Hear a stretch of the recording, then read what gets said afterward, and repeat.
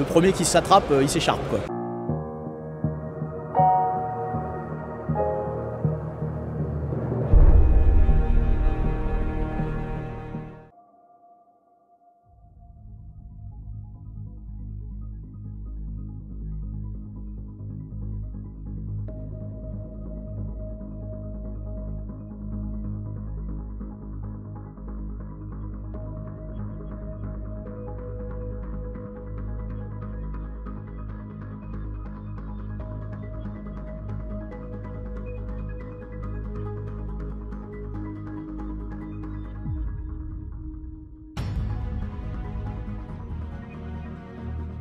Bienvenue dans le dernier hors-série Wargamers Live qui va vous parler cette fois-ci de l'ESC, qui va vous montrer un petit peu comment s'est passé cet événement pour Père Castor et moi-même. Donc on a été suivis par les caméras de Commander TV qui sont tenues par la personne de Alex de MyScenary. Donc un gros merci à lui pour m'avoir aidé sur ce tournage. Dans cette vidéo, vous allez découvrir nos games. Vous allez avoir les rétex à chaud, nos débriefs dans la foulée pendant les parties et puis à la fin des parties. Et ils sont superposés aussi avec les débriefs à froid puisqu'on vous fait des retours, Père Castor et moi, sur nos parties. Déjà, je remercie Père Castor pour sa participation et son investissement auprès de Commander TV. Ça a été vraiment cool à lui de nous partager toute cette expérience-là.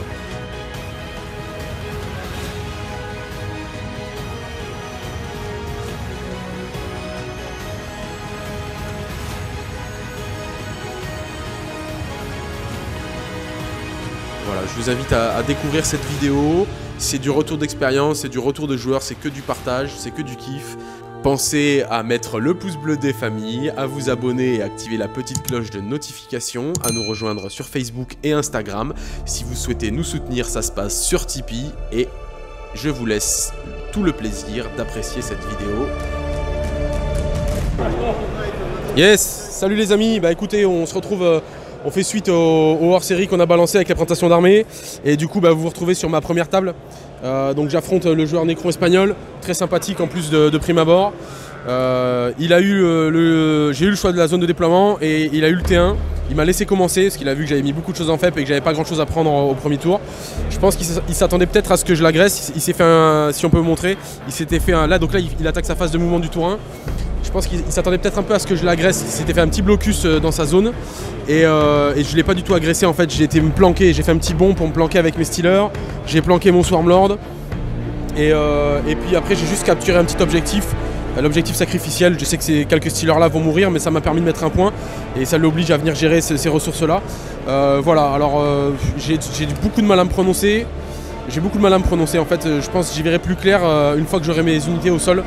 Et on va voir voilà ce qu'il fait. Mais globalement on voit qu'il est en train de mettre ses arches en barrage en fait anti-FEP. Ce qu'on avait plus ou moins prédit en fait quand on avait analysé sa liste. Et pour en gros sauvegarder sa ressource de Tesla qui sont les Tomb Blades. Donc voilà, alors la partie va être super intéressante. Ça va jouer safe de son côté d'après ce que je vois, ou du moins il va attendre que j'arrive. Donc voilà, on se retrouve très bientôt pour voir ce que je fais sur mon tour 2. Ok, donc là j'ai fini mon tour 2 qui a été relativement efficace. On en avait parlé de cette notion de trade de ressources. Là en l'occurrence c'est ce que j'ai fait, j'ai utilisé donc une seule unité qui est ici d'acolyte. Elle a été bien buffée, les sorts sont passés, le stratagème est passé aussi, de toute façon il n'y a pas le choix. Et donc j'ai pu astropoutrer les deux Doomsday qu'il avait foutu en repoussoir. Donc voilà, donc j'ai fait venir qu'une unité d'acolyte, ce qui est plutôt bien. J'ai tué 2 unités adverses. Et ici le Swarmlord a tabassé une unité de destroyer, il lui en restait qu'un. Il a utilisé son protocole et il a fait un vieux jet de dés, donc en fait il lui reste plus qu'un truc. Il n'a pas un test de command test for him? Don't have a moral test? I did. 6. Ok, donc il survive. And ouais, parce que là, ça, ils commencent à parler en anglais, les gars. Là, c'est ouf. Alors, ce qui se passe surtout, c'est que je contrôle la map. C'est un objectif de contrôle map. Donc, j'ai mon pack de Stealers qui est sur les 3 objectifs. J'ai là-bas dans le coin un Reaper Swarm, une unité de Reaper Swarm qui tient aussi un objectif. Et là, il y a aussi Digus qui tiennent un objectif. Donc, en gros, je tiens 5 objectifs sur la map. Donc, pour l'instant, je suis pas. Il a fait 0 Maelstrom. J'ai 3 points d'avance. Il n'y a pas eu de premier sang. Pour l'instant, c'est à mon avantage, sans m'avancer trop. Ok, donc j'ai fini mon tour 3, il a été moins efficace que le tour 2 parce que j'ai pas réussi à laver un pack de Tomb Blades et du coup il l'a fait bien repop, il a repop avec 4 unités. Il lui reste un paquet de Destro en FEP et puis voilà, après bon, je suis quand même placé sur l'objectif, j'ai une certaine avance, je suis à 7 à 2 au Maelstrom. Je tiens quand même pas mal les objectifs, c'est le late game, donc on en parle souvent sur la chaîne du late game, la fin de partie qui va commencer à se tendre parce que là il va commencer à me laver pas mal de monde. J'ai réussi à me loquer quand même ici, ce qui fait qu'il ne pourra pas tirer sur mes persos, tirer sur cette unité là. Voilà, on va voir comment il me lave, sachant que là il va sans doute venir subtiliser là-bas. On va voir comment ça se passe. Je croise les doigts pour qu'il ne me fasse pas trop de dégâts sur son tour. Tu vas bien le dégrader là? Ok, donc on finit la première ronde, je me prends une boîte, je perds 19-1, malgré un très bon tour en 1 et 2 on va dire. Je pense avoir fait pas mal d'erreurs en vérité sur certains positionnements et certains choix. C'est des petites erreurs mais qui coûtent très cher parce qu'en fait à partir du tour 3, il remonte très allègrement le score, il commence à laver beaucoup d'unités. Et ça s'est joué à quelques sauvegardes près aussi parce que le patriarche il meurt sur son dernier tir, sur la dernière sauvegarde, à la 5+ vue, c'était dommage. J'ai fait aussi une petite erreur au niveau de la gestion de mes points de com. Voilà, il y a encore des ajustements à faire pour moi sur le contrôle de cette liste. Mais très bonne partie, un adversaire vraiment très sympathique. On a fait 5 tours, pile poil, on s'est arrêté, la cloque est terminée, on était à 5 tours, donc voilà. Match-up difficile, je le savais plus ou moins parce qu'il avait la capacité de laver la horde. Et c'est ce qui s'est passé, donc voilà, on se retrouvera sur la suite du tournoi. Allez, c'est reparti. Donc pour ce premier match contre le Necron espagnol, comme je l'ai dit, la liste, je la connais pour ce qu'on en a parlé et les débriefs que j'en ai eu de mes camarades de jeu. Maintenant, je connais pas bien le codex Necron. La liste est clairement une liste inlockable au corps à corps qui sature très bien, donc il y a la possibilité de laver la horde. Après analyse et puis surtout après les 6 parties que j'ai pu faire, et puis la façon un petit peu dont les tables impactent le jeu, pour avoir aussi regardé ce que font les autres, comment jouent les meilleurs joueurs, enfin les top players qu'on a sur le circuit. Concrètement, je pense que c'est une game que j'aurais pu prendre, que j'aurais pu gagner. Et c'est clairement mon niveau de jeu qui n'a pas été à la hauteur de ce match-up, je pense. C'était aussi, pour moi, c'est ma première grosse compétition internationale. Il y avait un petit peu de pression, il y avait de la fatigue aussi parce que mauvaise nuit, etc. etc. Donc j'attaque un peu cet événement, pas vraiment dans les meilleures conditions pour que je puisse performer. Voilà, donc du coup, cette partie-là, je pense pouvoir la jouer très différemment après coup. Je pense avoir analysé un peu plus le match-up et vraiment la notion de rétention de ce match, de continuer. En fait, j'aurais pu tout simplement continuer à écraser mon adversaire et le bloquer jusqu'au tour 4, tour 5. Et en l'agressant au tour 3, en fait, je lui ouvre complètement le jeu. Je lui permets de laver tout ce qu'il a à laver et ensuite d'englober la table et de commencer son map control, alors que j'aurais pu en faire la rétention jusqu'au tour 4, tour 5. Donc ça, c'est une grosse erreur de jeu de ma part qui, je vous l'assure, ne se reproduira plus. Eh bien bonjour les adeptes de Commander TV, on est sur la deuxième game de la journée. C'est le deuxième tour de mon adversaire autrichien, fort agréable.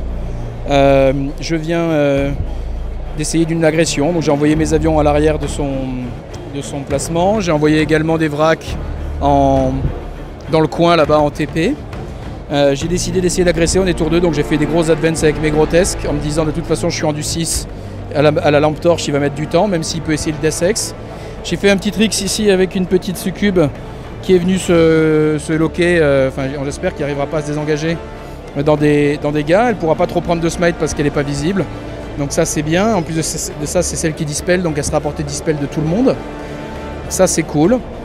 J'ai essayé de bien swarmer la table pour éviter de prendre une faible des biquettes dans mon huc, parce que ça peut arriver à tout instant. Donc j'ai fait des anti-faibles sur tout l'arrière de la table. Et normalement, si ça se passe comme je le prévois, même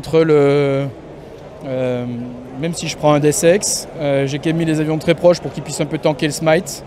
Et normalement, au prochain tour, je charge et je ne sors plus jamais du close et il est mort parce que je le blesse sur du 2.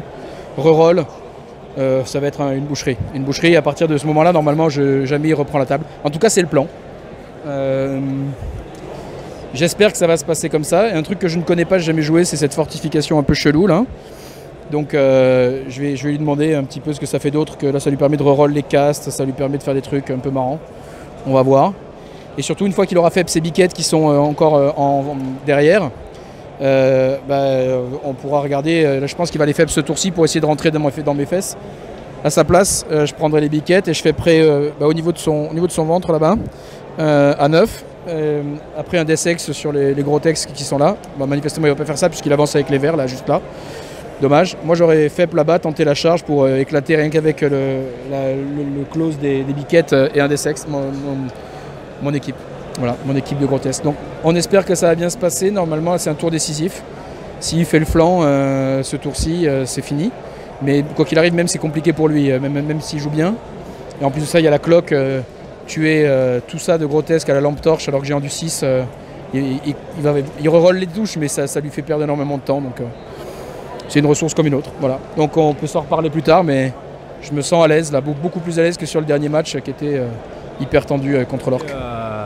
Père Castor qui vient de terminer sa deuxième ronde et qui va nous faire un petit débrief suite à son analyse.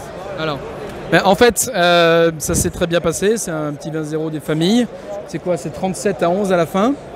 Le match-up était un match-up bon pour moi à la base, donc c'était difficile pour mon adversaire de faire quoi que ce soit. Il a été cloqué assez vite à la fin, donc de partie tour 4 il était cloqué, mais il a fait des mauvaises gestions de temps. J'ai déclaré exprès un certain nombre de charges sur ses cultistes. Il avait des packs de cultistes entiers, même si je ne les chargeais pas, je déclarais la charge. Et le gars, il lançait des sauts de dés, il relançait tout ça pour faire 2 PV. Donc c'est son choix, mais c'était pas un bon choix parce que du coup c'est du temps perdu pour la fin. De toute façon, à la fin, comme j'avais avalé toute la table, il aurait eu du mal, même s'il avait eu la cloque, à remonter. Même une partie en 4 heures, ça aurait donné le même résultat, j'en suis convaincu. Parce que mes 3 avions sont encore là, continuent de limer, ils n'ont rien perdu. Il a fait le choix de ne pas les smiter et de vraiment smiter que mes grotesques. Il a été très bon au psy, j'ai vraiment rien réussi à dispel avec mon Helm of Spite. Et puis il avait une bestiole là, que j'avais jamais vue, qui est une fortification qui permet de reroll les castes. Et bah, ça fait qu'en fait il en rate jamais quoi. Ouais, la Stargate, la putain de Stargate. Donc voilà, ça fait 20, c'est cool. C'est cool. Maintenant on va vers la troisième game. On espère que l'appareillement sera clément et les tables seront bonnes. Mais les tables sont bonnes là. Voilà. Merci, ben on fait la suite. Ciao. Deuxième game m'a opposé au capitaine de l'Autriche. C'est une petite nation du Wargame, puisque d'après ce qu'il me racontait, ils avaient réussi seulement à trouver 4 joueurs autrichiens pour participer, et il n'avait aucun joueur Drukhari en Autriche, donc aussi bien pour lui que pour ses coéquipiers contre lesquels j'ai pu jouer aussi à l'ETC, c'était une découverte du Drukhari. Alors lui, il avait une liste tout à fait épatante que moi j'avais appelée la cultiste Stargate, puisqu'il avait une unité que je n'avais jamais vue, qui est une fortification de cornes, qui ressemble littéralement à une porte des étoiles, et qui lui permet de reroll tous les sorts, tous les jets de sorts, dans une aura qui augmente entre le tour 1 et le tour 3. Et tous les sorts qui sont ratés par l'ennemi dans cette aura-là se transforment en péril. Bon, moi je suis Drukhari, donc je m'en foutais complètement. Et en face, lui, il avait 4 packs de cultistes, 2 packs de biquettes, les de Sangor, et pas mal de casters et Abaddon.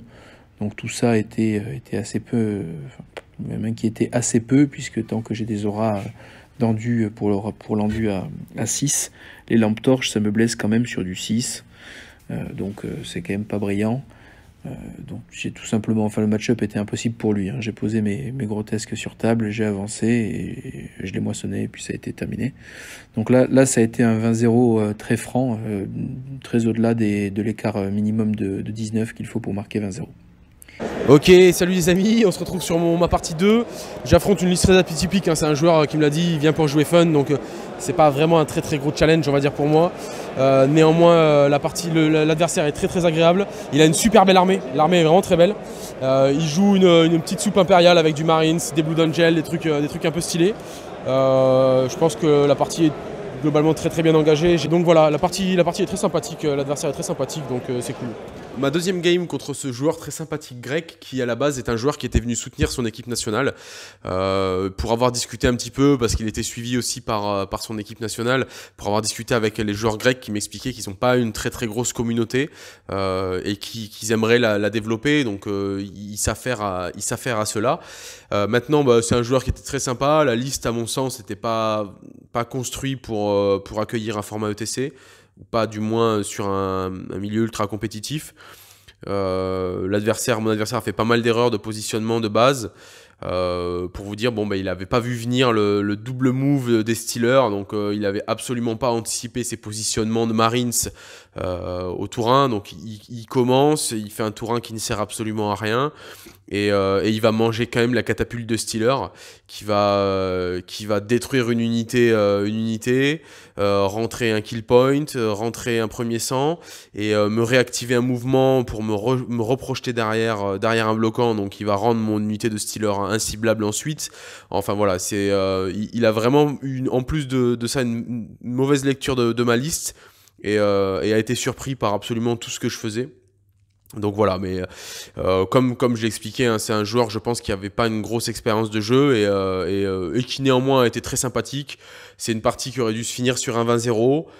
Qui se clôture sur un 19 mains en ma faveur. Il nous reste à peu près 20 minutes de jeu. Je l'ai senti un petit peu fatigué, un petit peu écrasé psychologiquement. Il m'a demandé si on pouvait arrêter. Ça m'a posé aucun problème. Donc voilà, on arrête cette partie sur un 19-1 en ma faveur. Et puis voilà, très bonne game, ceci étant. Bon, et ben voilà, donc c'est la fin du troisième round. Ça s'est passé un peu moins facilement que prévu parce que j'ai commencé la game par une erreur. J'ai mis 2 escouades de grotesques en FEP. Je sais pas, j'ai brain lag, il est tard, on est fatigué. J'ai cru que c'était une bonne idée alors que j'avais annoncé d'ailleurs que j'allais faire autre chose sur les lives. Et du coup, ça lui a permis d'avaler la table pendant les premiers tours avec des go-go-go puisqu'il a une init. Donc quand j'ai fait tour 2 avec mes grotesques, j'étais quand même assez loin. Mais bon, dans l'un dans l'autre, c'était un match-up très, très difficile pour lui. Donc ça s'est bien passé à la fin, ça met 20-0. C'était très épuisant parce que dernier match-up de la journée, j'étais face à un gars qui ne comprend pas du tout la règle de la cloque, qui se met à tirer avec des lampes torches sur un avion en me disant est-ce qu'on peut considérer que je te le tue? Bah non, tu blesses sur 6, tu touches sur 5, je sauve sur 4, bref. Donc pénible. Puis voilà, sinon ça fait plaisir, 3 wins. Donc apparemment demain je suis à parier face au premier qui est Nick, qui est un Britannique, c'est ça? Mais ça sera un plaisir et donc voilà, je vais préparer la game ce soir, je vais aller me poser dans la piscine et me reposer et prendre un bon gros Doliprane parce que là, j'en peux plus. Voilà. Allez, à demain les Wargamers. Troisième game de la journée qui était la plus fatigante forcément puisqu'on a déjà 8 heures, donc 2 fois 3 heures plus l'heure de déjeuner dans les pattes. C'était face à un joueur extrêmement talentueux qui s'appelle Michal Duda, qui est le joueur Soupe Imperium de la Pologne. Alors, la Pologne, ils ont quand même terminé 3e de l'ETC, et ce joueur-là, il a terminé 6e de l'ESC, donc juste derrière moi. Ça a été une game un peu difficile pour 2 raisons. D'une part parce que j'ai commencé par une erreur. J'avais annoncé que je poserais tout simplement mes grotesques sur table et que j'allais avancer vers lui parce que c'est un match-up qui est très favorable pour moi normalement. Enfin en tout cas j'estime que ça l'est. Et finalement brain lag, fatigue du soir, j'ai mis 2 escouades de grotesques en FEP et il a eu l'initiative. Et donc lui il a directement avalé la table pendant 2 tours avec des go-go-go. Donc je n'ai pu FEP que quasiment en bord de table et chez moi, donc c'était pas brillant. J'ai réussi une charge sur 2, ce qui est déjà pas si mal, et après j'ai remonté assez vite la partie. Donc ça c'est la raison pour laquelle ça a été un peu compliqué. Après en matière d'ambiance ça a été assez compliqué parce que c'était un joueur assez désagréable qui gérait très mal sa cloque et qui me le reprochait. C'est-à-dire que c'était un garçon qui n'hésitait pas à tirer à la lampe torche sur des avions, c'est-à-dire qu'il touchait sur du 5, voire du 6. Il blessait sur du 6, je sauvegardais sur du 4, Feel No Pain à 6. Tout ça faisait perdre énormément de temps. Et il ne comprenait pas que je refuse que l'on crafte des jets de dés et que je disais que je souhaitais qu'il soit conduit. C'est-à-dire que oui, quand il y a 30 tirs de lampe torche qui tirent sur un avion pour faire son dernier PV, eh ben, il y a quand même beaucoup de chances que le dernier PV ne saute pas. Donc, voilà. Donc, comme on n'avait que 3 heures de jeu, normalement, ce genre d'action, il ne faut pas les faire. Voilà, c'est du temps perdu pour pas grand-chose. Il faut se concentrer sur ce qui marque des points. Et il ne faut pas s'énerver contre l'adversaire quand on ne sait pas gérer son temps. Il avait à sa décharge une liste qui était quand même très compliquée à gérer dans ces 3 heures-là, parce qu'il joue quasiment 2 phases de mouvement, une phase de mouvement normale et une phase de mouvement à la phase de tir, avec les ordres go go go.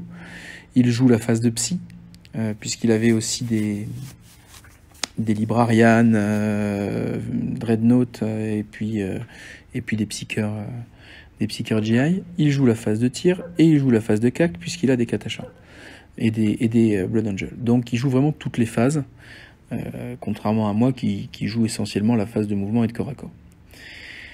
Bon, donc finalement ça se termine sur un 20 points d'écart pile, et un adversaire très excédé, qui n'a pas eu raison de mon calme, mais qui m'a quand même un peu épuisé.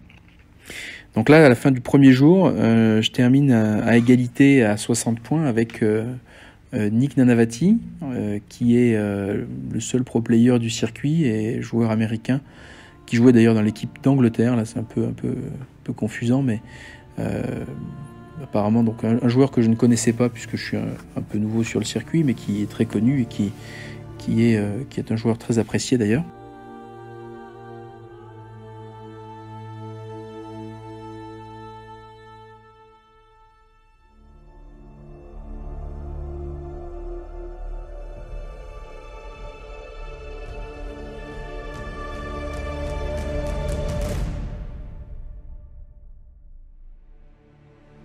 Bonjour à tous, bon, on est là pour la deuxième journée, je joue avec Nick. Hi Nick. Et on a commencé la partie, il m'a laissé commencer évidemment comme tout bon Kuljen. Donc j'ai commencé, j'ai essayé d'avaler un peu la table. Il faudra que je fasse gaffe de bien swarmer parce qu'il a des FEP à 3. Donc je vais essayer de faire ça. Il m'étonne un peu parce qu'il a joué ses aberrants sur table. Donc il va la jouer phalange avec moi. Donc il y en a un qui est caché derrière cet objectif là-bas, ce découvert. Il y en a là. Donc il tente de jouer en mode phalange avec des grotesques. Je dois avouer que je préfère. Ça me demandera moins de travail s'il n'a plus que ses acolytes en FEP pour venir me chatouiller les fesses. Donc voilà, je vais essayer de bien swarmer, c'est ce qui va se passer. Parce que le tour 2, à partir du tour 2, il peut FEP. J'ai mis un Chronos à l'étage et un personnage à l'étage pour éviter de me manger un Killer Morph dans les étages. C'est le pistolero là qui snipe les persos. Et voilà, on va essayer de faire en sorte que ça fonctionne, quoi. Et j'essaie d'organiser mon balai d'avion pour qu'il soit disponible dès le tour 3 en fait, pour éventuellement repousser des faibles. Voilà, je sais pas trop comment ça va se passer. Apparemment les aberrants ont décidé de s'occuper de mes violets là-bas, puisqu'ils sont avancés pour prendre un objectif. Donc ils vont se faire défoncer, et normalement, vu que je suis encore loin des grotesques, c'est un capé un peu gratos pour lui. Je pense qu'il a raison de le prendre, mais ça veut dire que je vais pouvoir lui mettre la sauce au tir, sauf s'il se lock sur moi. Ce serait bien la première fois que quelqu'un se lock sur moi, mais je pense que ce serait le bon move. Du coup, on se retrouve tous ensemble pour le tour 3 de Père Castor et de Nick. Donc du coup, c'est là que les hostilités ont commencé. Après avoir perdu ses 2 avions, Père Castor a choisi en fait de lui rentrer dedans. Donc, il a réussi à charger une escouade d'aberrants qui était caché derrière un mur avec une escouade de grotesques. Il en a tué 8 voilà, derrière, et Nick a choisi de retirer les pertes devant, donc il a pas riposté. Et une deuxième unité de grotesques a chargé en fait des acolytes et s'est mis un peu devant ses lignes. Nick à son tour, il a fait arriver sa dernière unité d'acolytes. Il a commencé à se buffer, etc. Il a fait quelques smites. Il a chargé les aberrants de Père Castor. Et il y a eu un petit point de règle en fait, c'est que en gros Père Castor il a le Vexator Mask qui te dit que tu frappes toujours un dernier. Mais Nick avait préalablement lancé le sort, le sort qui permet de faire toujours frapper en dernier son adversaire. Donc là le point qui a été tranché, ça a été de dire que c'est le joueur opérant qui choisit, puisqu'il y a ces 2 actions qui ont été castées. Donc c'est le joueur opérant qui a l'avantage. Donc là c'est Nick qui a eu l'avantage, donc Nick a pu taper avant les grotesques de Père Castor.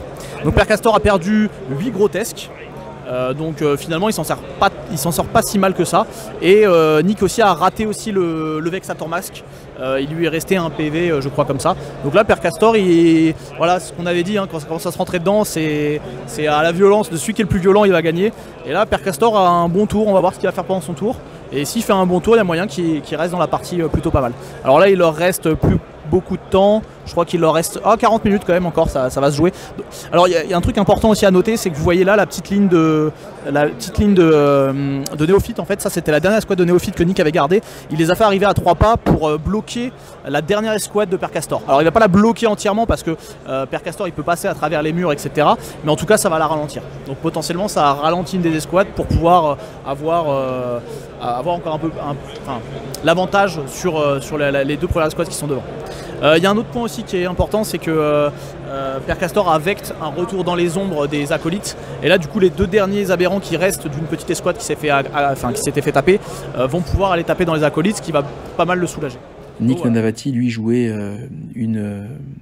en tout cas à ce moment là je pensais qu'il jouait une liste avec 3 packs d'aberrants, donc Kul'jin et Stealer, qui me paraissait pas être une liste insurmontable, même plutôt le contraire.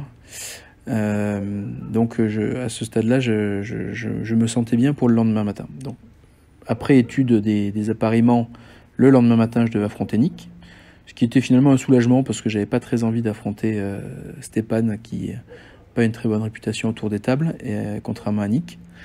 Et j'ai travaillé donc le soir la liste qui était publiée à l'ESC. Sauf que ce n'était pas la bonne en fait. Il y avait une erreur des organisateurs. Ils avaient publié la liste ETC de Nick en guise de liste ESC. Et il n'avait pas la même. Sur la liste ETC, il avait une liste qui était beaucoup plus lisible. 3 aberrants qui se jouent en phalange, qui avancent et qui tapent. Face à ma liste, c'était vraiment un très mauvais match-up pour lui. De son propre aveu, moi c'était mon analyse, mais on en a rediscuté après. Et pour lui, il me dit qu'il ne pouvait pas gérer les avions et que les grotesques auraient fini par surpasser les aberrants en fin de game. Donc c'était plutôt un 20-0 pour moi. Sauf que la liste qu'il a jouée là était une liste beaucoup plus versatile, qui pouvait gérer les avions et qui avait beaucoup plus de tricks en manche que la liste avec 3 packs d'aberrants. Donc je vais m'attarder un petit peu sur cette partie à la demande de Tourop, parce que c'était une partie vraiment très intense, très intéressante. C'était franchement la meilleure partie que j'ai jouée à l'ESC, et même ESC, ETC compris, et probablement depuis que j'ai commencé à jouer ce jeu il y a 1 an et demi. C'est la partie que j'ai trouvée la plus enrichissante et la plus intense. Donc bon, on avait affaire à une liste qui était avec 2 packs d'aberrants, mais qui avait beaucoup de néophytes. J'avais jamais joué contre des néophytes en France, on n'en voit jamais. Donc je me méfiais pas trop, pour moi c'était du garde pourri. Et puis finalement, il y avait quand même des Lascan qui tirent à 24, qui touchent à +1 avec le Jackal Alphus, et puis des lance-flammes qui tirent à 16 pas, qui sont quand même assez violents pour les avions. Et puis surtout, ça permet de faire des gros packs qui peuvent derrière, avec les stratagèmes de FEP à 3, vraiment prendre la table, séparer mes unités les unes des autres. Il suffit que j'ai laissé 7 pas entre mes unités pour que finalement ils soient en mesure de séparer mes fronts. Voilà. La FEP à 3 jusqu'à présent, je l'avais vu utiliser avec des lance-flammes en guise de létalité, en tout cas en outil de létalité. Et j'avais pas envisagé que ça puisse être utilisé en outil tactique. Et donc là, je l'ai appris. Il y a notamment un mouvement où il a complètement séparé une partie de mon armée de l'autre, avec un mur qui était un simple mur de chair à canon, de PV, de 30 néophytes, qui a séparé 2 packs de grotesques qui avaient un intérêt tactique à se retrouver sur le même front sur le tour d'après, et donc il m'a empêché de faire ça, et ça a été un très joli mouvement. Donc bon, sur cette partie, qu'est-ce que je peux vous raconter de plus? Les 3 premiers tours ont été assez de toute façon tout a été très technique, mais les 3 premiers tours c'est les tours de placement, c'est des phases de jeu mouvement, puisque je dois essayer de contrôler un maximum de terrain sans prêter le flanc avec des FEP à 3 en backline, parce que sinon, comme je suis pas très mobile, revenir à l'arrière de mon terrain, ça devient très compliqué. Et donc à la fin du tour 3, il a tout sur table, j'ai vecté une dernière FEP à 3. Lui, étrangement, et je ne m'attendais pas à ça, me laisse m'épuiser en point de commandement, ne vecte pas mes vectes, et me laisse m'épuiser tout seul pour pouvoir en late game vraiment faire ce qu'il veut, et j'ai marché à fond dans cette stratégie qui était, je pouvais difficilement faire autrement, parce que sinon en fait j'aurais pris des coups un peu trop violents au tour 3 ou 4. Donc à partir du tour 3, j'ai accepté d'étendre un petit peu ma formation. Et j'ai laissé des trous, puisque je n'envisageais pas qu'il y ait à nouveau des FEP A3 qui reviennent, ce qui a fini par être le cas au tour 5, puisque au tour 3, il a essayé de renvoyer dans les ombres une unité, je l'ai vecté, et au tour 4, il a renvoyé dans les ombres. Je n'ai pas pu le vecter, je n'avais plus de PC, ce qui lui a permis au tour 5 de revenir faire une FEP A3. Donc ces 3 premiers tours, je reviens là-dessus, on s'est beaucoup regardé. J'ai essayé de maintenir mes avions en position. On était sur le scénario 4 avec les piliers, donc j'avais peu d'espace pour que mes avions ne prennent pas de platane. Donc, je les ai fait tourner dans mon quart de terrain. Ça a d'ailleurs limité leur efficacité en létalité, puisque il y a un avion sur 3 qui n'avait pas de cible à chaque tour, à cause de ce balai aérien que j'avais prévu, mais qui était obligatoire, sinon ils auraient pu mourir trop facilement. Et le problème de ce scénario pour moi, c'est que j'ai beau tenir la table à 2/3 pendant les 3 premiers tours, je n'en retire aucun avantage. Il n'y a pas de récupération ni de Maelstrom ni d'Eternal en early et mid game sur ce scénario, ou très peu, puisque derrière on va récupérer quoi, un point d'Eternal si on contrôle 3 piliers. En général, comme bien entendu il m'a laissé l'initiative, parce que d'une part c'est intéressant pour ces mécanismes de Kuljin et Stealer, mais qu'en plus de ça, comme l'Eternal se score en fin de round sur ce scénario-là, c'est un avantage considérable. Donc je n'avais pas la possibilité de tenir 3 piliers contre 1, donc pas d'Eternal à récupérer là-dessus, et c'était pas toujours facile, c'était même plutôt rare que je fasse plus de KP que lui. Donc c'était vraiment un peu l'enfer sur ce scénario pour marquer des points early game. Et donc à partir du tour 4, on a vraiment commencé à se rentrer dans le groin. J'ai réussi une jolie charge sur des aberrants qui m'a permis de flinguer un des 2 packs. Ça il l'a regretté, c'était un peu une erreur de sa part de me laisser une charge à 7. Mais comme on avait peu de temps, je pense qu'il n'avait pas remarqué que j'avais avancé, et que il aurait mieux valu qu'il recule, ces aberrants. Il les avait mis collés au mur pour éviter les tirs, et donc en évitant les tirs, mais il a pris une charge. Charge à 7 rerolls, ce qui n'est pas non plus une énorme chance de ma part, c'est plutôt facile à réaliser. Ça ne l'a pas empêché derrière de me faire très mal, puisque en fait cette charge je la déclenche après sa FEP, après la FEP de ses néophytes au T3, qui me fait extrêmement mal, parce que dans ce tour-là, il a eu un peu de réussite, mais qui s'est concentré dans ce tour-là. J'ai pas eu le sentiment qu'il a eu beaucoup de réussite, enfin en tout cas beaucoup plus de réussite que moi pendant toute la partie. Simplement, sa réussite s'est concentrée sur le 3e tour. Il a fait ses néophytes. Il a mind control un de mes avions qui a détruit une unité de Witch qui tenait un des piliers. Et ensuite, il a double smite, 2 smites critiques à chaque fois, 10 dommages, 5 et 5, qui se termine par 8 PV sur un avion, puisque j'ai un Feel No Pain. Et donc il a éclaté 2 avions en un tour, parce que il a terminé cet avion avec des lance-flammes, et il a tué l'autre avion avec des lascans qui touchaient à +1. Donc c'était quand même assez énervé. Voilà, donc peut-être un peu de réussite à ce stade, mais j'en ai eu par ailleurs, donc j'ai vraiment pas eu le sentiment d'être très en dessous en termes de jet de dés. En tout cas, c'est pas ça qui m'a coûté la victoire. Donc, ça, c'était le tour 3. Tour 4, j'agresse. À son tour 4, il contre-agresse en éclatant un pack de grotesque. J'avais le sentiment d'être en sécurité, mais il a toujours des tricks dans sa manche, Nick. Donc, j'avais attaqué à droite un pack d'aberrants que j'avais quasiment oblitéré. Et à gauche, j'avais attaqué des néophytes en me mettant en boule autour de mon masque Vexator, en me disant, de toute façon, ça va bien se passer. Ça va bien se passer parce que s'il vient, il prendra un coup de masque Vexator. Même si moi je tape en dernier, à la fin ça se jouera sur un jet de dés. Parce que c'était la perception que j'avais du point 19 des conves ETC. Moi mon mouvement était fait sur la base de cette compréhension en me disant de toute façon à la fin, celui qui tape en premier ça sera sur un jet de dés. Et bon, c'était un peu raté. Donc il m'a attaqué. Par contre, lui a fait une erreur, c'est qu'il a fait 2 charges. À ce stade-là, il a chargé avec les aberrants et chargé avec les acolytes 6 sauteuses.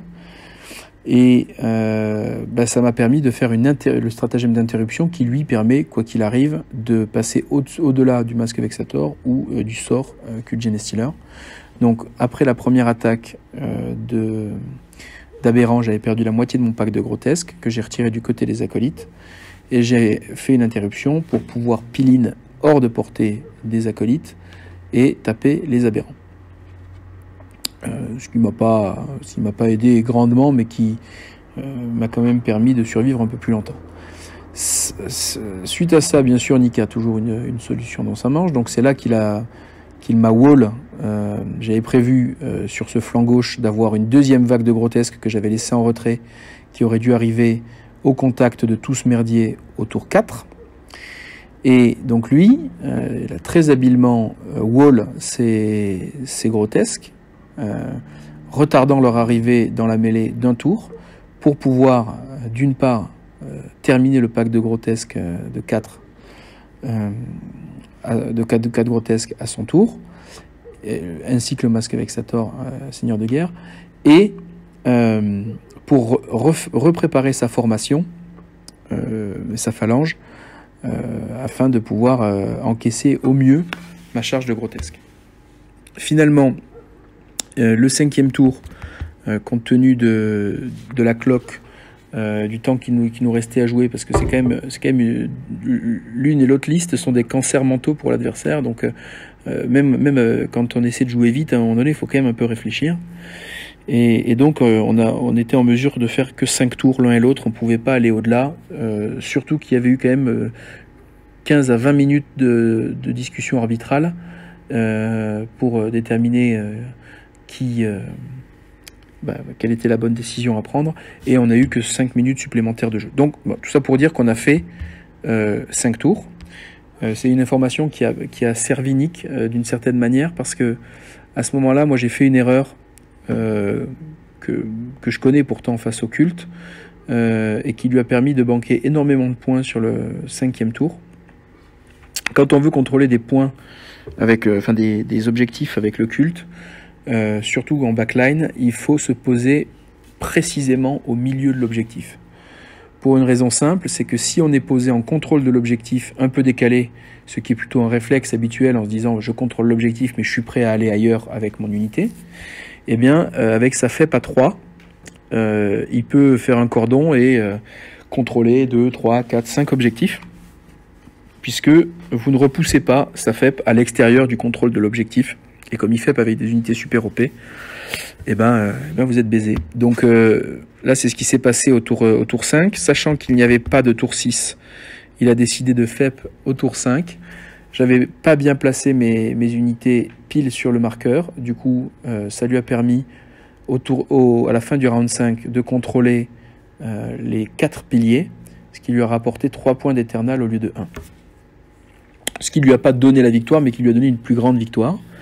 Donc on s'arrête au tour 5. À mon avis, s'il y a un tour 6, c'est peut-être plus intéressant puisque j'ai quand même tout le flanc droit qui a été enfoncé et qui vient de remonter sur son pilier et qui peut revenir un petit peu au score, mais j'en suis pas vraiment sûr. C'était vraiment pas un scénario qui était fait pour moi. Donc là, ça se termine sur un score de 14-6 à l'avantage de Nick. Une game exceptionnelle dans laquelle j'ai beaucoup appris, et puis une rencontre aussi parce que j'ai vraiment adoré Nick et j'ai l'impression que c'était réciproque, et donc j'aurai vraiment plaisir à rejouer contre lui prochainement. Si je dois faire un peu l'inventaire, si j'étais tombé contre Nick sur le scénario 1, 2 ou 6, qui snowball en points de victoire sur la base du contrôle de map, comme j'avais un meilleur contrôle map pendant les 4 premiers tours, je pense que j'aurais pu gérer cette liste. Je pense que j'aurais pu la gérer. Ça ne serait jamais allé sur une victoire majeure type 20-0, mais je pense qu'on aurait pu inverser les scores sans problème. Voilà, donc ça c'était la 4e game qui était une game exceptionnelle. Donc 4e game pour moi sur cette ESC. J'affronte un joueur français qui est ISENAME, qui est un joueur du circuit qualificatif, qui est un joueur parisien qu'on connaît avec de l'équipe MGWA. Il nous joue un peu une chaos soup. J'ai eu le jet du toss, donc sur ce scénario là il faut clairement laisser l'adversaire commencer si on peut. Là ça a été le cas, donc j'ai laissé commencer. La difficulté sur là où on en est, c'est qu'en fait j'arrive à contrôler la map assez correctement. Néanmoins j'ai un tirage de cartes qui est vraiment pas à mon avantage, et ISENAME de son côté a un tirage qui est très correct. Donc il commence à prendre un petit peu d'avance au Maelstrom. Donc on va voir ce que ça donne par la suite. Pour l'instant on est sur un peu un genre de guerre froide. Voilà. Donc ma game contre ISENAME, ça commence bien pour moi dans le sens où j'ai le toss et je le laisse commencer, donc ça c'est un gros avantage.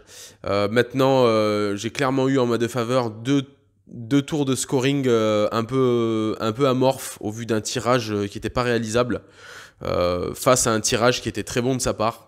Donc ça c'était un petit peu handicapant, surtout que c'est une partie où on a beaucoup de mal à scorer. En fait, puisque on met 1 point si on fait plus de kill points que son adversaire, et on met 1 point si on contrôle 3 piliers. Et pour marquer 3 points, il faut en contrôler 4. Donc sur des débuts de partie, sur le tour 1, 2, 3, c'est quasiment impossible d'aller chercher les 4 piliers. Puisqu'il faut réussir à astro-poutrer toute une armée en l'espace de 2 tours, ce qui est pas gérable. Donc en gros, à part scorer 2 points en prenant 3 piliers et en réussissant à tuer plus de KP, on score pas grand chose. Et à partir du moment où ma main s'est bloquée au tirage de cartes, c'était un peu compliqué. Donc voilà. J'ai essayé judicieusement de l'agresser de façon à garder toujours les 3 piliers, donc ce que j'ai réussi à faire, et à étayer ces couches d'oignons qui me positionnaient pour protéger. Il avait une grosse unité de Terminator qui était une grosse enclume en milieu de map. Donc voilà, la partie était assez intéressante. Ça a été surtout sur la notion d'échange de ressources. Il a positionné cette Sangor pour me détruire des trucs. Derrière, j'ai fait arriver mes lance-flammes pour les cramer, tout en sachant qu'ils allaient mourir derrière, etc., etc. Donc c'était assez sympa, même si la partie était un peu mononeuronale, dans le sens où on s'est retrouvé un peu bloqué au centre de la table, à se sacrifier des unités l'un après l'autre. Donc voilà. Maintenant, la partie a été très cool. Un petit peu déçu du score, parce que je pense que j'aurais pu. Je pense que c'est moi qui ai donné le là en fait sur la partie, qui a un petit peu dominé le truc, dans le sens où c'est moi qui ai guidé la partie, et avec un petit tirage de cartes un peu plus sympa, je pense que j'aurais pu prendre l'ascendant. Néanmoins, on savait qu'on était sur un score, sur ce type de scénario là, on allait être sur un score qui était approximativement de l'égal. Sur un 8-12, on est pas loin d'un 10-10, donc voilà, on sait qu'après le tirage des cartes va faire que l'un ou l'autre passe devant. Là, ça a joué en sa faveur. J'arrive néanmoins à subtiliser les 4 piliers. Ce qui me sauve bien, c'est que j'arrive à subtiliser les 4 piliers sur mon dernier tour, et ça m'a permis de rentrer 3 gros points sur la fin, donc ça c'était bien. Et puis voilà, partie sympathique. Yes, donc fin de la 5e ronde. Je joue contre un Drukhari Harlequin américain. Et forcément, le mec avec le micro, il parle maintenant. Et on a fait une partie assez sympa. En fait, je me suis retrouvé à devoir l'agresser. En fait, il a été très agressif au début. Il a scoré des bonnes cartes et du coup j'étais obligé d'agresser, j'ai pas eu le choix. Donc au tour 2 j'ai fait un all-in, c'est la première fois que je le fais. J'avais toutes mes cartes sur table au tour 2 et j'ai agressé comme un porc. Et après ça a été dégressif, j'ai tué des trucs, il m'a tué des trucs, on a essayé de tuer des trucs. Et j'arrive à prendre la main sur le map control au final, donc voilà, je mets 13 points. C'était une partie assez sympathique. Un petit peu tendu sur la fin parce qu'on nous a mis la pression par rapport au timing. Il y a un arbitre qui a coupé la partie brute, donc on n'a même pas pu finir les actions. Ce qui m'enlève éventuellement des points supplémentaires, en vrai, avec 2 minutes en plus, voilà. Mais ça a été très raide la coupure de la partie. Donc en gros, j'ai pas pu finir mon tour 5 alors que mon adversaire a fini son tour 5. Voilà. Donc à vous les studios, à un moment, voilà. Contre le Drukarli américain, partie atypique dans le sens où déjà la liste de mon adversaire est atypique. Je l'ai trouvé un peu trop polyvalente et c'est peut-être ce qui lui fait défaut. Il y a des packs de grotesques, il y a des motos, il y a des Skyweaver, il y a des persos un peu partout. Ça me permet de scorer beaucoup de cartes. Enfin, c'est une liste aussi, enfin, dans sa conception, elle permet assez allègrement de scorer des cartes parce qu'on peut tuer des persos, on peut faire des KP assez facilement. Je peux même tuer des trucs au tir parce qu'il y a des petites unités orbites qui sont ciblables facilement. Donc j'ai trouvé que la liste n'était pas très bien montée en soi. Maintenant, j'étais aussi surpris par les choix tactiques de mon adversaire qui a été de me rusher dessus comme un goré, occupant le centre de la table et me laissant clairement me positionner en orbite et poser mon jeu. Alors la façon dont il m'a agressé m'a pas laissé beaucoup de choix que de faire un all-in et de vraiment d'avoir 100% de mes unités sur mon tour 2 et puis d'envoyer la foudre. Ensuite, j'ai pas eu une grosse réussite en vrai sur mon tour 2. Il y a eu peut-être une charge qui a raté. J'ai eu des difficultés à détruire des trucs qui auraient dû normalement tomber assez facilement. Même sur mes charges, j'ai pas fait des grosses charges en vérité. De mémoire, hein, j'ai pas fait des grosses charges, ce qui m'a pas permis d'aller loquer des trucs un peu plus loin. Mais bon. Le fait est que ça a été clairement un massacre après, hein, la partie a été vraiment, on s'est vraiment tabassé en plein milieu de la map et j'arrive quand même à bien contrôler les objectifs, à bien contrôler tout ce que je fais. Ça finit sur un 13-7 en ma faveur. Normalement ça aurait dû être un 15-5 puisque en fait comme je l'ai dit, hein, j'ai été coupé sur mon tour 5 donc j'ai pas pu finir mon tour de jeu. Et mon tour de jeu m'aurait permis de mettre 2 KP supplémentaires, donc ça c'était sûr, c'était pas négociable. 2 KP supplémentaires et de tenir un éternel de plus, donc ce qui me permettait en fait de marquer, de tomber sur un 15-5. Bon, c'est comme ça, de toute façon j'ai quand même passé une très bonne partie, mon adversaire était cool. La 5e game était contre Aretas, hein, donc les amis français, capitaine de l'équipe de France, et qui avait une liste taillée pour me battre avec beaucoup d'avions, un pack de motos qui sature à la force 6. Bon, tout ça était très gênant. Et donc, on a fait... on a déjà joué plusieurs fois, donc on se connaît bien, et on a fait notre match en se disant que le match-up était plutôt pour lui, que ça me ferait un bon entraînement pour le TC. Et puis finalement, ça s'est passé un petit peu différemment, parce que le match s'est terminé à 12-8 en ma faveur. C'est terminé au tour 5 de mémoire. Là aussi, on avait un problème de temps pour aller au-delà. Mais c'était pas très grave, puisque de toute façon, on regardait... on avait déjà banqué la game en expérience. Qu'est-ce qui fait que finalement, je vais voler cette game qui normalement n'est pas pour moi? Je dirais j'ai mis mes 3 avions en FEP pour éviter de me les faire défoncer dès le tour 1. Puisque je n'avais pas l'initiative, en tout cas j'avais 5 chances sur 6 de ne pas l'avoir. Ce qui me permettait, en mettant ces avions en FEP, je n'avais pas la possibilité de vect, puisque je n'avais plus d'unité Blackheart sur table, mais ça me permettait d'être certain de pouvoir désintégrer son pack de moto au tour 2 au moment de la FEP, d'être certain ou quasi certain. Et c'était important parce que des motos qui tirent pendant toute la partie sur des grotesques et des vracs, c'est l'assurance de la défaite. Donc finalement je dirais que j'ai eu un peu de réussite sur les Maelstrom, puisqu'au tour 1 je tire des Maelstrom, je crois que je ne tirais pas de prisonniers, sang et tripes, Et je pensais pas pouvoir les faire au tour 1, mais avec un positionnement un petit peu cavalier d'un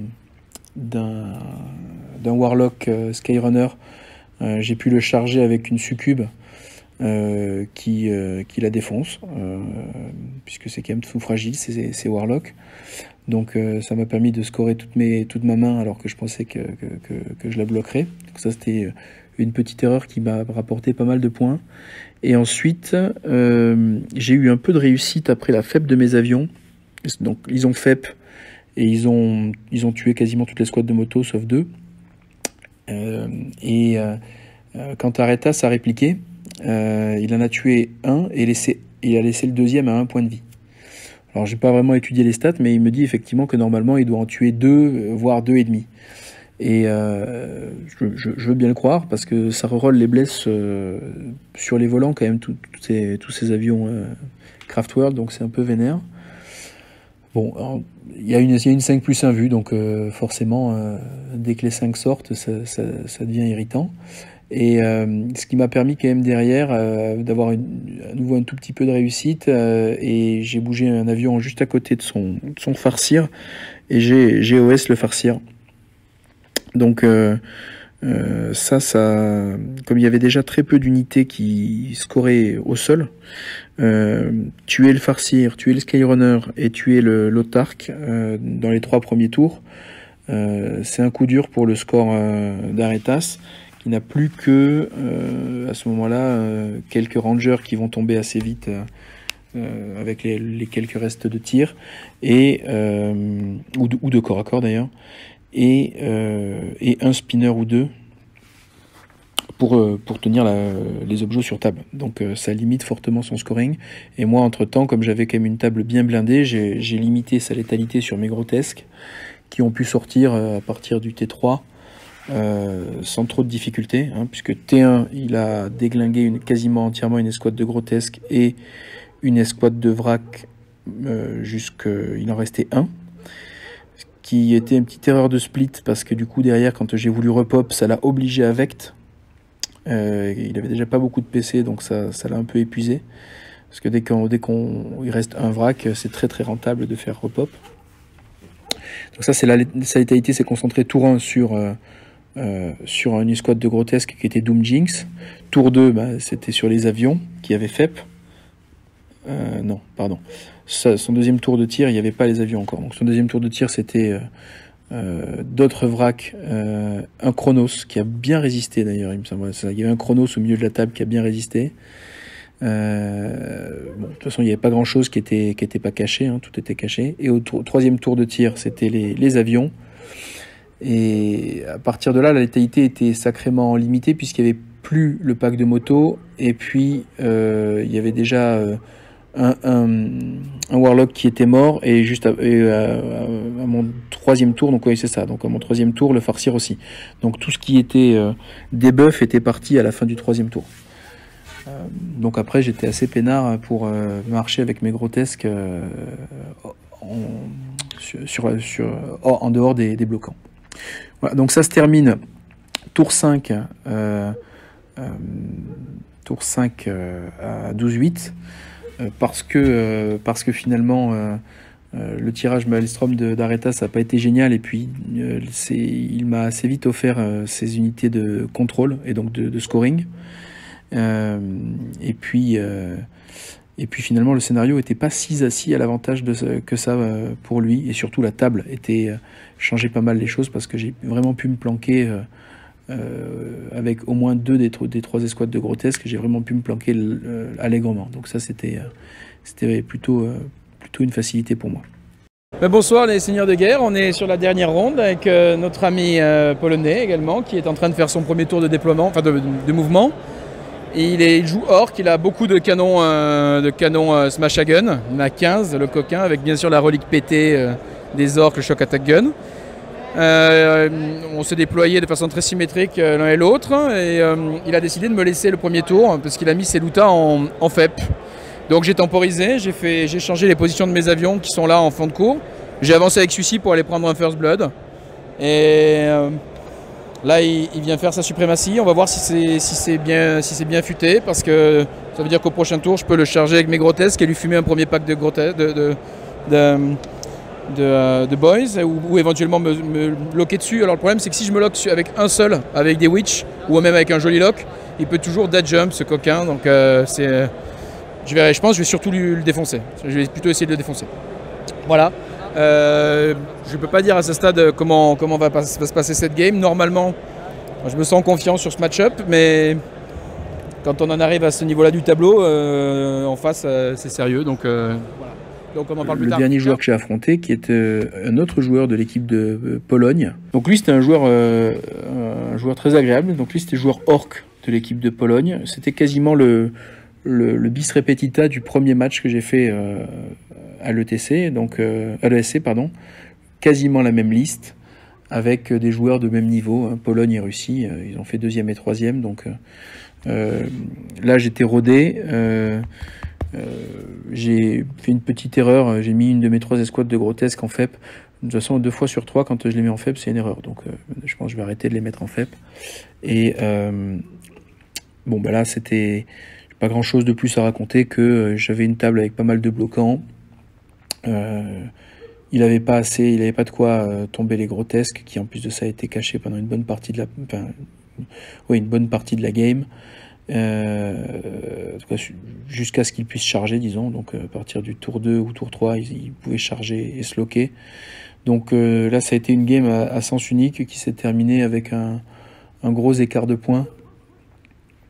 Et donc qui m'a donné le dernier 20-0, qui m'amène à égalité de points de score avec Alexander Kondakov, donc le capitaine russe, qui a terminé 4e parce qu'en fait, il avait plus de points de victoire, de points secondaires que moi. Donc ça le place au pied du podium et moi en 5e place. Donc je vous dis ça parce qu'on a bien rigolé à se demander lequel des deux allait avoir la place du con cette année. Et donc finalement c'est lui. Alors l'organisation de l'événement c'était vraiment cool, la nourriture c'était très rapide, les tables... En fait, les tables sont cool. Le problème, il n'y a pas de tapis, mais c'est pas leur faute. Ils ont eu un problème de douane, et les tapis étaient prévus. Les décors sont top, hyper pratiques, hyper efficaces en matière de jeu. Donc ça, c'est très très bien. En termes de fatigue, 6 games dans la journée, c'est quand même très dur. Moi, j'ai pas de problème avec la ressource temps. Je peux jouer beaucoup plus vite, c'est pas un souci. Mais enchaîner 6 games, tous mes adversaires terminent cloqués, donc voilà. Mais non, en matière d'énergie, 6 games de la journée, moi je préférais qu'on paye plus et qu'on fasse 3 jours de SC, ça me dérangerait pas du tout, quoi. Voilà. Mais là, on profite pas trop le soir. Voilà. Mais sinon, l'orga est top. Les arbitrages je les ai trouvés beaucoup plus efficaces et beaucoup plus présents que l'année dernière. Et le rollpack est beaucoup plus robuste, notamment grâce au clock, parce que l'année dernière, les games qui terminaient tour 3, c'était tout le temps. Et c'était de la merde, quoi. C'est vraiment nul. Ça n'a aucun intérêt de faire ça. Moi, je fais pas 6000 ou 3000 km pour terminer une game T3, ça n'a aucun intérêt. Voilà. Donc, super cool. Merci à toi, Percastor. Ciao, ciao. Cool. Ciao. Et ma dernière partie, alors je joue contre un Eldar UK. La dernière partie, c'est un peu la partie de la fatigue. C'est la partie que beaucoup de monde a droppé pour des questions de fatigue. Et puis surtout parce qu'il y a pas mal de joueurs qui, à partir du moment où ils ne prétendent plus on va dire à un podium et doivent se préserver pour l'ETC, décident de ne pas faire la dernière. Moi c'était pas mon cas, j'ai pas joué sur l'ETC, donc je me suis dit allez j'y vais. Je joue contre un joueur Eldar qui a un full châssis, beaucoup de fly, 3 avions, des personnages embarqués, enfin voilà, c'est pareil, une liste inlocable. Et j'attaque cette partie en me disant bon, je suis plutôt stable, on va dire sur mes résultats jusqu'à présent. J'étais à 2 victoires, 2 défaites, 1 nul. Il serait temps un petit peu que l'aberrant qui est en moi se réveille, que le patriarche qui sommeille en moi se déchaîne, et il faut que je table rase un mec, il faut que je défonce quelqu'un, donc ça sera lui. Clairement, j'ai fait une super partie, je pense que j'ai fait ma meilleure partie de l'event. On finit la partie, on jette le dé, savoir s'il y a un tour 6, s'il y en a un, il décide d'arrêter le jeu parce qu'il y a déjà une avance considérable de ma part sur le scoring. Et il me reste 5 minutes à la clock, il lui en reste 45. Donc en gros, J'ai joué sur la partie 40. En vrai, je ne l'ai pas laissé respirer. Je lui ai mis une pression constante sur le jeu. Donc on arrive sur le tour 6, il me reste 6 minutes. Mais même si je me fais cloquer, en vérité, il n'a plus du tout la capacité de faire quoi que ce soit en termes de jeu. Donc il décide de s'arrêter là. Ça a été, alors il a fait une erreur de positionnement des avions au début, cette erreur l'a bloqué pour la suite. Parce qu'il a fait un super déploiement en vrai, et je m'étais dit waouh, ça va être très compliqué de gérer ça. Et il a le tour 1, donc ça lui permet de dropper ses avions devant. Donc il commence à présenter ses repoussoirs à FEP. Et après, il occupe complètement la table avec tous ses châssis. Donc il me laisse aucune zone. Je ne peux que frapper en profondeur dans ma zone. Et donc c'est compliqué. Sauf qu'il positionne mal ses avions. Et du coup, à partir du tour 2, il est obligé de laisser un trou. Son erreur aussi, c'est d'avoir mis devant les Wave Serpents avec des mecs. Il avait embarqué ses gardiens dedans, et là ça va me permettre de le matrixer complètement, c'est-à-dire de charger avec je vais faire un bond avec mes Stealers, je vais charger avec mes packs de disqueuses, je vais disquer complètement les Wave Serpents, et après avec mes Stealers, je vais charger un autre serpent, mais ça va me permettre de faire des gros locks dans tous les sens. Donc en gros, je me lock, je détruis, je lock, et après je rebondis, et je rebondis comme ça, et j'englobe la map petit à petit. Voilà, donc il a clairement pas vu le jour. Alors en plus, je lui one-shot un avion avec un psychique onslaught, là, avec l'agression mental onslaught. Je lui enlève 12, l'avion avait ses 12 PV, et je lui fais 12 mortels avec le psychique, avec cette attaque psychique. Donc ça lui a piqué les yeux aussi, et je fais quasiment la même sur le deuxième avion, et je le finis au smite. Donc en plus j'ai eu un petit peu de réussite incongrue sur certaines choses qui étaient un peu mitigées en termes d'action. Donc voilà, ça l'a fait. Il a pas vu le jour. Et j'ai passé clairement ma meilleure partie, dans le sens où j'ai pu m'exprimer sur la table de jeu. Ça a été un vrai kiff. Ça a été un vrai kiff aussi de finir l'event sur cette partie-là. Ça m'a laissé le sourire, et ça m'a donné envie de retourner au combat dans la foulée, quoi.